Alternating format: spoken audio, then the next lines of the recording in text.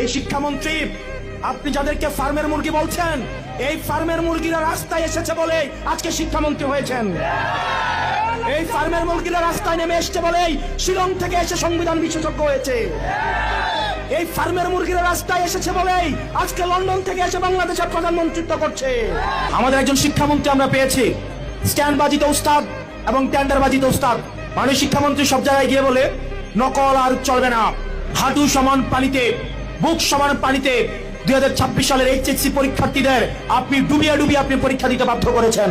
এবং একটা পরীক্ষার প্রশ্ন আপনি প্রণয়ন করেছেন, আপনি পরীক্ষার প্রশ্নের মধ্যে 2টা সৃজনশীল আপনি ভুল দিয়ে রেখেছেন।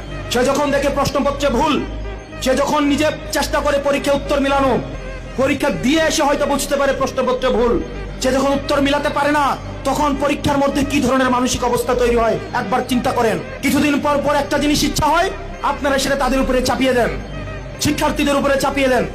এই শিক্ষার্থীদের আপনাদের এক্সপেরিমেন্টাল টুল না, যে যখন ইচ্ছে তাদেরকে নিয়ে এক্সপেরিমেন্ট করবেন, এক্সপেরিমেন্ট ফেল করলে আবার সে এক্সপেরিমেন্ট তুলে নেবেন।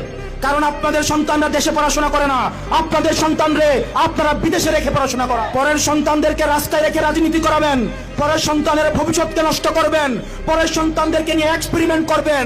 এই বাংলাদেশ নিয়ে এক্সপেরিমেন্ট আর আমরা আপনাদেরকে করতে দিব না। 2026 সালের এইচএসসি পরীক্ষার্থীদের প্রতি সংবেদনশীল আচরণ করার অনুরোধ করব। না হয় এই শিক্ষার্থীরা যদি রাস্তায় নেমে দৃঢ় অবস্থান নেয়, আপনার পাটাতন যে শক্ত না, এই অর্ধবেলা আন্দোলনে সেটা বোঝা গিয়েছে।